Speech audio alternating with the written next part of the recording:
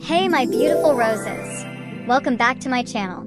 Have you ever wanted to lose weight, feel lighter, and be more confident in your body? But the second you go online for advice, you keep hearing things like, just meal prep, just eat salads, just cut out carbs, and you're just sitting there thinking, but I eat whatever is cooked at home.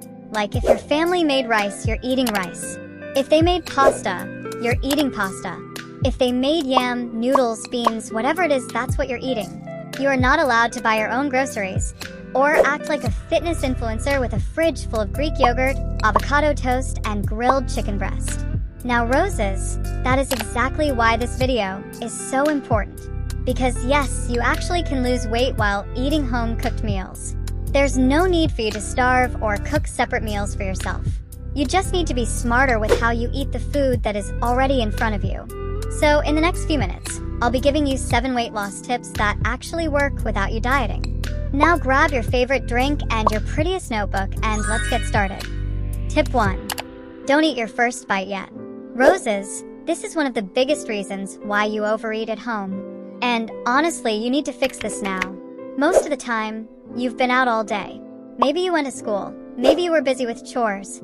Now you're tired, stressed, or annoyed. And when you finally see food in front of you, this is what happens. You start eating fast, you pile up a lot of rice, scoop plenty stew.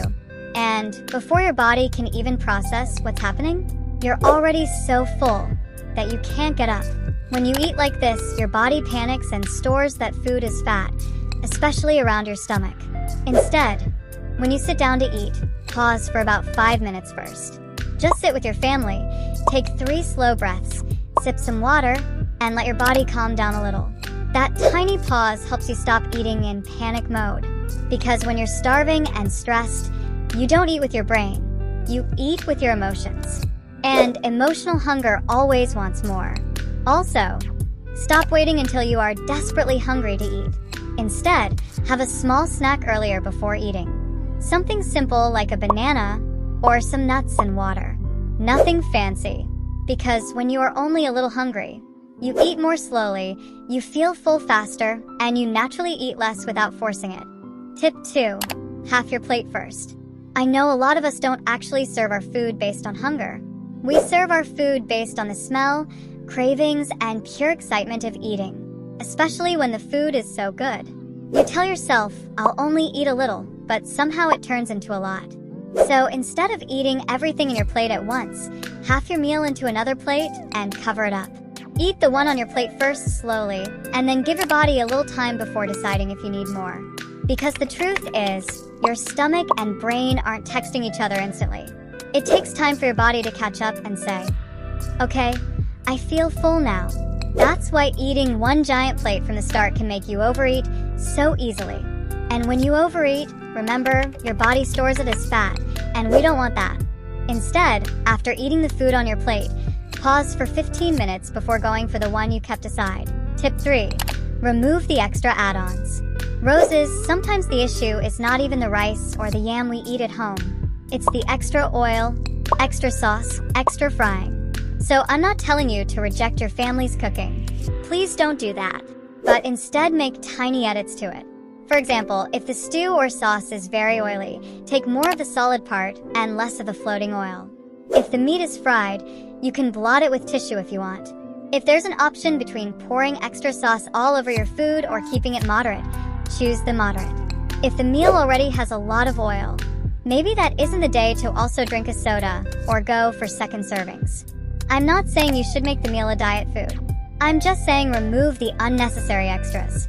No extra oil and no sugary drinks. Because your little edits matter a lot. Tip 4. Walk it off. Roses, if you do nothing else from this video, at least do this one.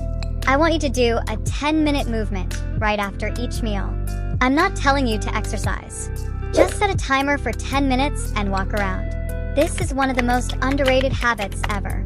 That little bit of movement right after eating can help your body handle the food better, and it also stops that habit of lying down after each meal. Because here's the truth. When you eat, your blood sugar rises. If you sit on the couch and watch Netflix, that glucose has nowhere to go but straight to your belly as fat. But if you walk even slowly for 10 minutes, your muscles act like a vacuum. and it sucks up that glucose out of your bloodstream to use as energy. You are literally walking the sugar out of your blood before it can turn into belly fat.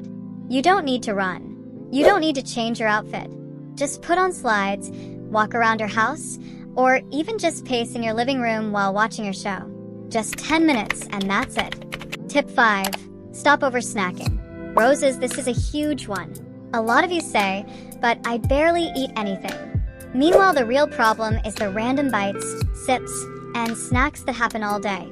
A biscuit here, Coke or Fanta there, a handful of something while standing in the kitchen, eating chips, or that late night snack when you're bored.